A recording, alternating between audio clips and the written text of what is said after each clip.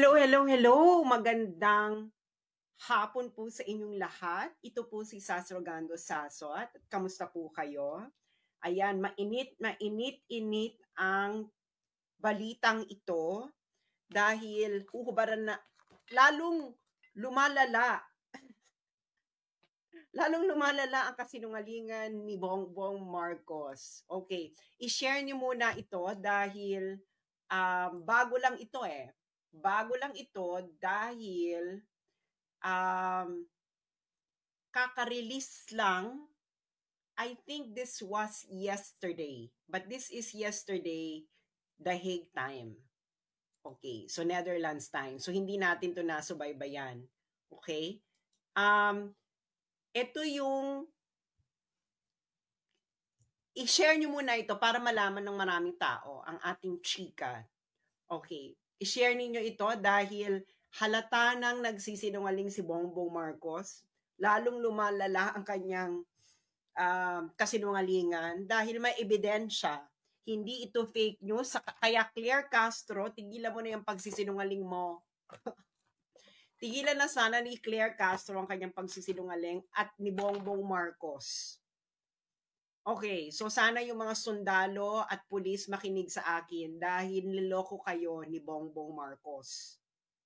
Which is what's going to be revealed. And hindi ito fake news because this is based on evidence galing mismo sa ICC.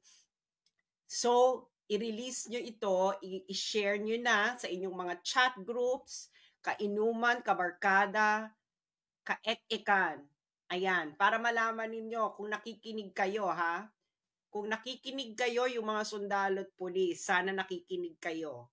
Hindi ba? Dahil niloloko na naman tayo ng ating commander in Coca-Cola. Ay, nako. Okay. So, ano ba tong sinasasabihin ko ngayon? Okay. Bibigyan ko muna kayo ng konteksto. Okay. Eto. Naalala nyo tong sinabi ni BBM. Yan. Ang sabi niya, palakihin natin para makita nyo. Okay. Okay.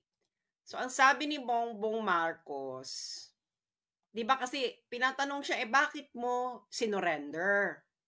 Di ba? Bakit mo sinurrender? Ang sabi ni Bongbong Marcos, Interpol asked for help and we obliged because we have commitment to the Interpol. We have to fulfill.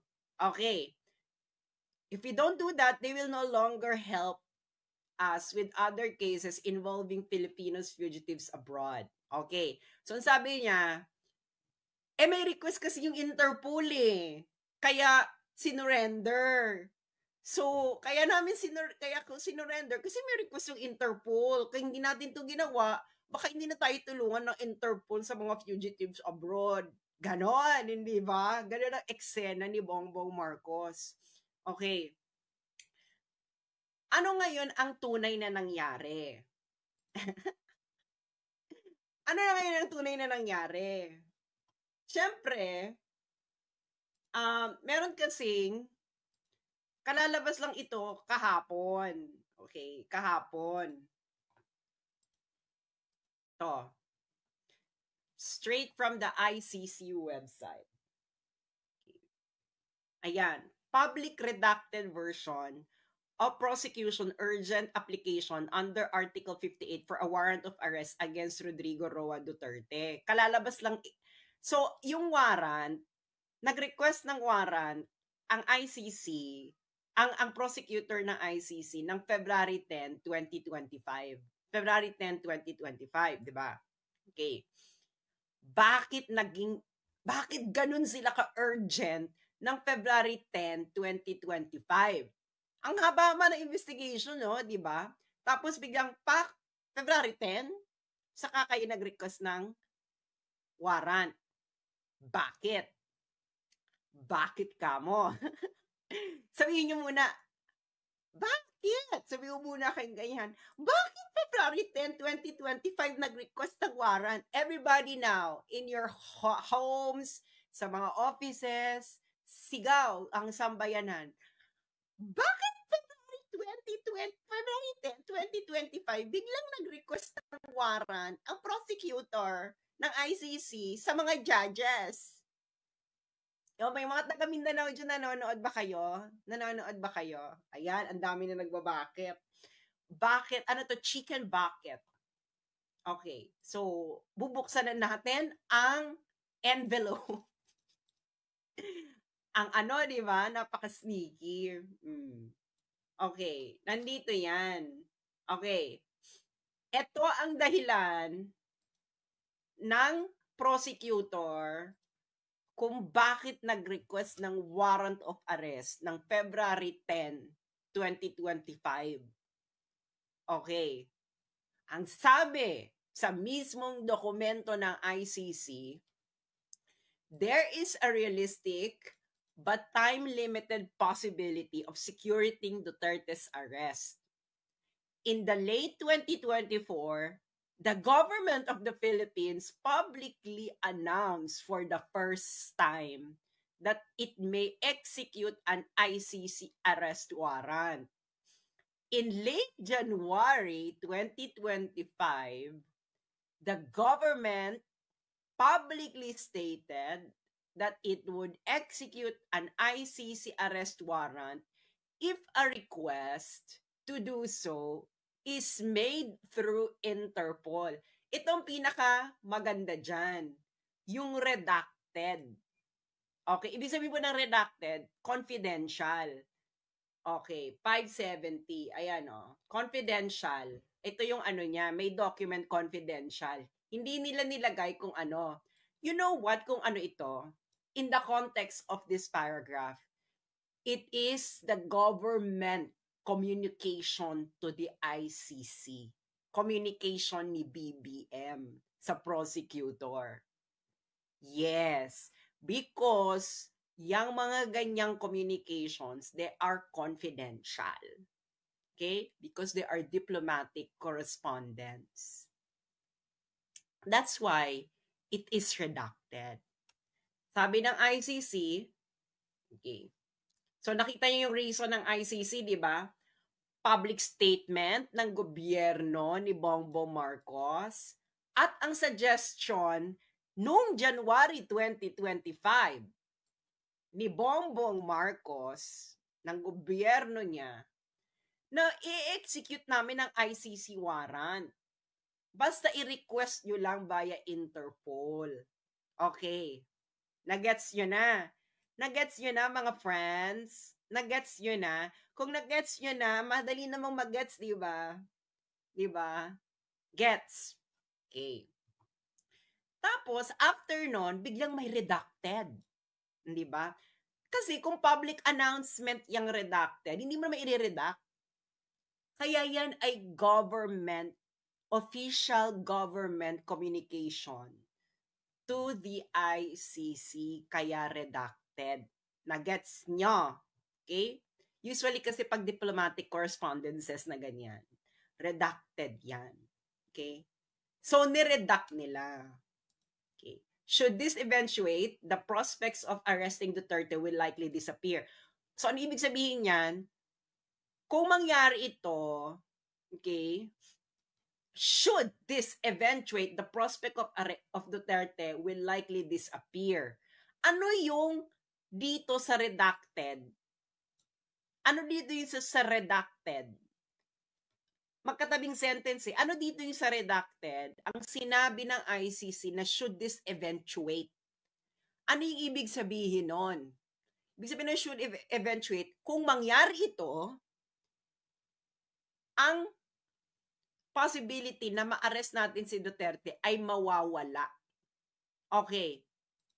So may sinabi ang gobyerno ni Bongbong Marcos or anyone, okay, si Bongbong Marcos, whoever, na nandito yan sa redacted.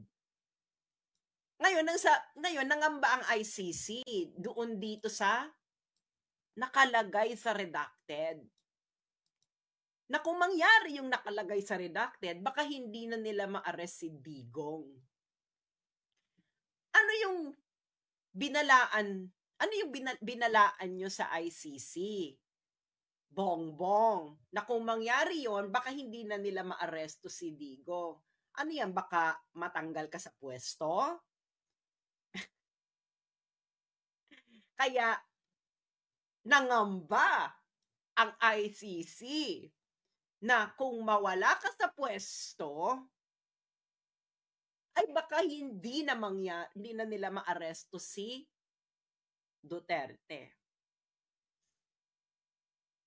Nagets nyo na.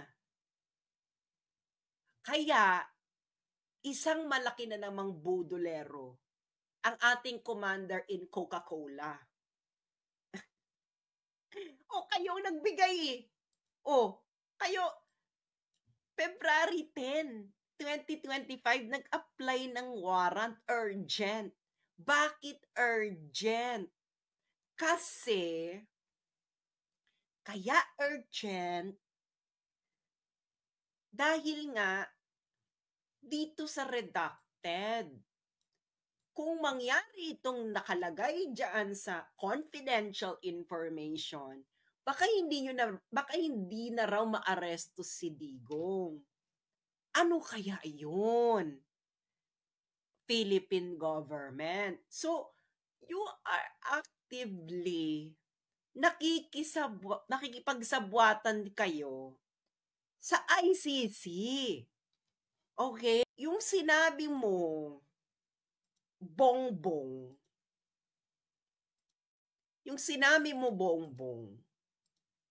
na hindi ka nakikisabwatan. Gusto mo lang sundin. Ipapost ko ulit para for more impact.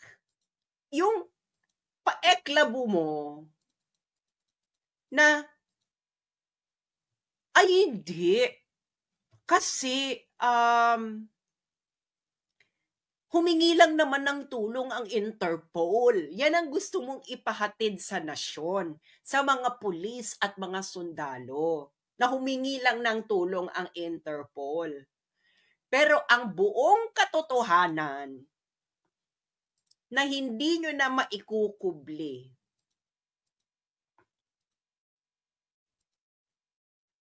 kayo ay actively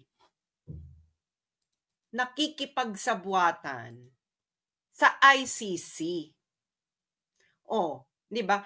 Interested ako dito kasi hindi ito marireveal kasi this is a confidential information. Itong sa redacted. Okay? Kasi dahil sa redacted na yan, sa official government communication, sa ICC, nangamba ang ICC, ang prosecutor ng ICC. Naku, kung mangyari yung nakalagay sa redacted, baka hindi na natin maaresto si Duterte. Baka nga, nangangamba sila na baka mawala na sa pwesto si Bongbong. At yun yung nakalagay sa redacted, na maybe there is a possibility na mawawala ka, at kung mawala ka, mawawala na yun. So, ibig sabihin, ang chance talaga ng ICC ay dapat nandyan si Bongbong Marcos. Yun ang ibig sabihin yan. Yung sinasabi ni Bongbong Marcos, na siya ay hindi sumusunod lang kami sa Interpol. Isa itong malaking kasinungalingan. Sila mismo ang nagsabi sa ICC kung papaano gawin. Ngayon, kaya nila sinuggest na para sa Interpol, ito ay for public communication purposes. Para hindi lumitaw na actively talaga silang nakikipagsabwatan. So, kailangan mo ng middleman. Alam niyo yung gano'ng eksena, di ba? Alam niyo yan. Halin tulad ko yan. Halimbawa, nanliligaw ka. Tapos nahihiya ka. Tas ang gagawin mo, kukuha ka ng middleman, hindi ba, na, "Uy, bigay mo itong sulat ko, sabihin mo, wag mo sabihin kung kanino galing." Gano'n. Gano'n, Bongbong, ang nangyari. 'Di ba, na parang gano'n, 'di ba, ligaw-ligaw eksena na, "Oh, bigay mo 'tong ano ko," yung 'di ba kung may crush ka, 'di ba? Kung may crush ka ta's nahihiya ka, ang gagawin mo, kukuha ka ng conduit or ng middleman. Sasabihin mo sa middleman na, "Uy, bigay mo sa kanya pero wag mong sasabihin na galing sa'kin." Gano'n. So, ikaw, tigilan niyo na yung pagkukunwari. You actively participated. Kayo ang nagbigay. Kayo ang nagbigay ng way, the best way, 'di ba? O ganito na lang, parang ganito 'yan, eh, ICC, gusto na naming mawala si Digong dito sa eksena, okey? Pero ganito gawin natin kasi baka masama sa panlasa kung talagang actively kaming lalabas na ipakukulong namin si Digong, gano'n. Kaya ang sabi ng gobyerno ni Bongbong, i-execute namin ng warrant pero padaanin niyo sa Interpol, gano'n. 'Di ba? Gano'n, 'di ba? Hmm. Oh, gano'n ang nangyari, hindi ba? Kung ano yung sinasabi ni Bongbong, yun din ang nakalagay dito sa ICC document na kaka-release lang kahapon. Na sumusunod lang naman kami sa Interpol. Eh, gago ka ba? Bakit hindi ka susunod? Eh, ikaw nga nag-suggest. Ang gobyerno mo nga ang nag-suggest. Ang gobyerno ni Bongbong Marcos ang nag-suggest sa ICC na padaanin niyo sa Interpol. Ngayon, si Bongbong sasabihin niya sa nation, nag-request kasi ang Interpol, eh. Gag. Gagsi. Kaya mo tinupad kaya mo tinupad yung request ng Interpol dahil ikaw ang nag-suggest na padaanin sa Interpol, na 'pag pinadaan sa Interpol, ise-serve ang warrant of arrest. Na-gets yun na yung plot? Nung hindi pa lumalabas ang para siyang twist, 'di ba? Parang twist sa pelikula, 'di ba? Yung parang twist sa pelikula, nung isang araw, ang nakikita pa lang natin statement niya na, "Hindi mga kababayan, nag-request kasi ang Interpol. Eh, alam niyo naman member tayo ng Interpol, kaya kailangan tayong sumunod, otherwise hindi nila tayo pagbibigyan." Eh, biglang may plot twist. Kaya dito kaya alam niyo, napansin ko kay Bongbong, ang pamilyang ito parating may plot twist. Kaya kung ano sasabihin nila, huwag muna kayo maniniwala, hintayin niyo muna yung plot twist. Para siyang ano, girl, nanonood ba kayo mga Christopher Nolan films? Yung Inception, Interstellar, yung mga ganyan ba, yung mga ano ni Chris Nolan, di ba ang hilig ni Christopher Nolan sa plot twist? Parang ganyan ang pelikula ngayon. May plot twist, hindi ba? So, gobyerno mo, Bongbong, ang actively nagsasuggest sa ICC. At ito talaga, interested ako dito sa redacted. Bakit? Kasi kung mangyari yung nakalagay sa redacted, baka daw hindi na nila maaresto si Digong ng ICC.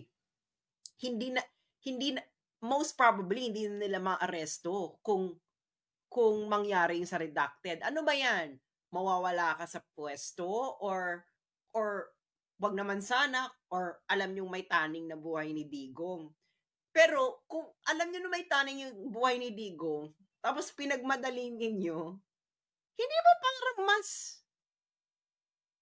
Nakakaloka yun, yung, ay, malapit ng mategi, yung matapit na mategi si ano, hulihin niyo na. Sana wag yun, hindi ba? Pero well, given na ang gobyerno natin ay commander in Coca-Cola, hindi malayong puwede rin yun, hindi ba? Alam niyo naman, ang mga adik, animal.